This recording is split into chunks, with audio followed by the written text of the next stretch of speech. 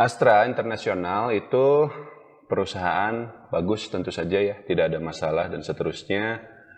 Tapi dia itu dalam waktu 3 bulan terakhir itu kena 2 sentimen negatif sekaligus.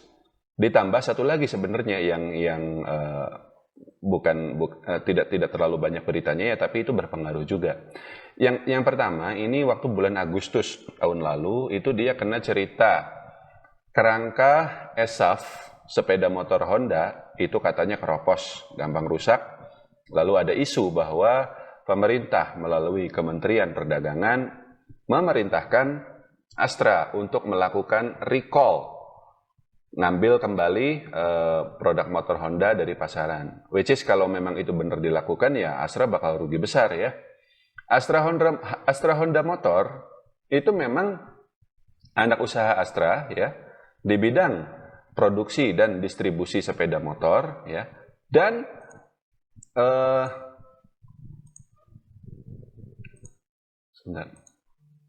kontribusinya terhadap kinerja Astra secara keseluruhan itu cukup signifikan, sekitar 25%. Jadi otomotifnya dari industri otomotifnya Astra itu ya, separuhnya di mobil, separuhnya lagi di sepeda motor ya. Karena sepeda motornya itu gede banget, 75% lebih pangsa pasarnya Astra di Indonesia ya, motor Honda itu. Nah, tapi itu ya sudah tidak ada lagi kan sekarang beritanya ya.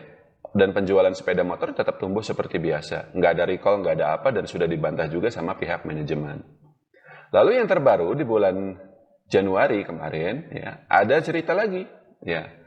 Sebenarnya kalau yang ESAF itu tadi memang di Indonesia, yang masalah skandal Daihatsu itu bukan terjadi di Indonesia, itu terjadi di Jepang, bukan di Indonesia. Jadi katanya ada manipulasi dari tes uji keselamatan, ya. Kan kalau mobil baru mau diluncurkan itu kan dia ditabrak-tabrakin gitu loh, diuji gitu loh, seberapa aman dia mobilnya seperti itu, ya. Ternyata ada manipulasi di situ, ya. Beritanya menyebar ke sini jadi sentimen negatif. Tapi dari pihak manajemen juga sudah menjelaskan ya, itu terjadi di Jepang sana, dan mobil Daihatsu yang di sini itu diproduksi di sini.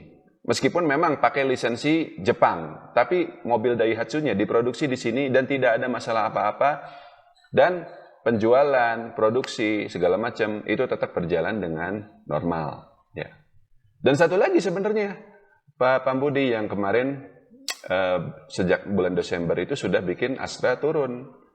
Apa? Penurunan saham Goto ya, yang sempat turun sampai hampir gocap pada bulan tahun lalu itu kalau masih ingat.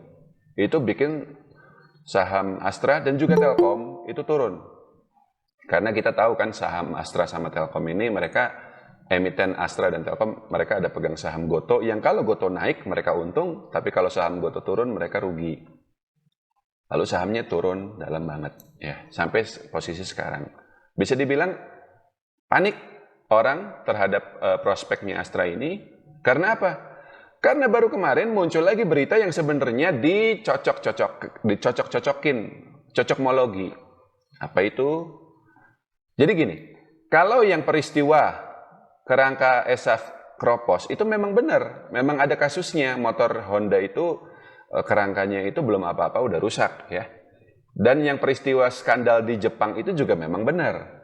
Tapi kemudian ketika saham Astra kemarin sampai sesaat di bawah 5.000 ya, itu kan orang panik ya, orang panik lalu kemudian cari berita ke sana kemari ya. Nah ini sampai sempat 4.900.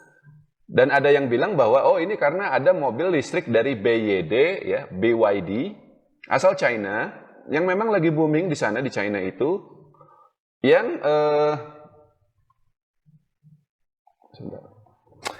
ini apa? Masuk ke Indonesia dan akan bikin pangsa pasar Astra turun. Nah, ini yang saya sebut dengan cocokmologi ya.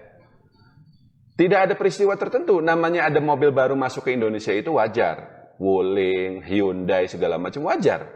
Tapi kok langsung disebutkan bahwa itu akan bikin Astra kinerjanya turun atau bahkan Astra bangkrut, ya itu terlalu memaksa menurut saya. Tapi kan investor selalu butuh penjelasan setiap kali ada saham turun. Nah, itulah penjelasan yang muncul. Ketika penjelasannya itu sudah tidak lagi cukup logis ya. Kalau yang tadi, sekali lagi ya, kalau yang tadi ada Daihatsu itu kan memang benar ada peristiwa. Ini kan enggak.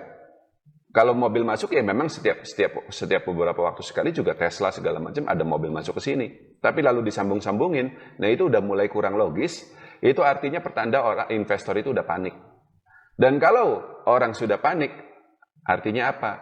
Biasanya penurunan harga sahamnya sudah bottom, ya. Ya memang kalau sekarang kita lihat harga saham Astra udah mulai naik lagi ya.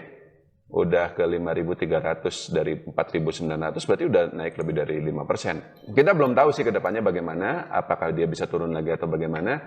Tapi pengalaman saya, ketika orang sudah panik terhadap penurunan saham tertentu, apalagi itu saham yang sebenarnya kita tahu perusahaan bagus, no problem, itu biasanya tanda untuk belanja. Kalau misalnya posisi kita sejak awal sudah pegang, nyangkut, ya nggak apa-apa, hold aja. Kalau kita misalnya punya cash, kita bisa beli lagi. Kalau misalnya nggak punya, ya nggak apa-apa, hold aja. Yang terburuk sudah berlalu, ya. Dan yang sekarang kita tunggu adalah Astra segera merilis laporan keuangannya. Yang kita tahu sampai 2023 ini masih bagus. Dan setelah itu perusahaan akan mengumumkan dividen. Habis itu ya udah, sahamnya bisa naik lagi ke 5.500, 6.000 dan seterusnya. Cukup, Pak Bu.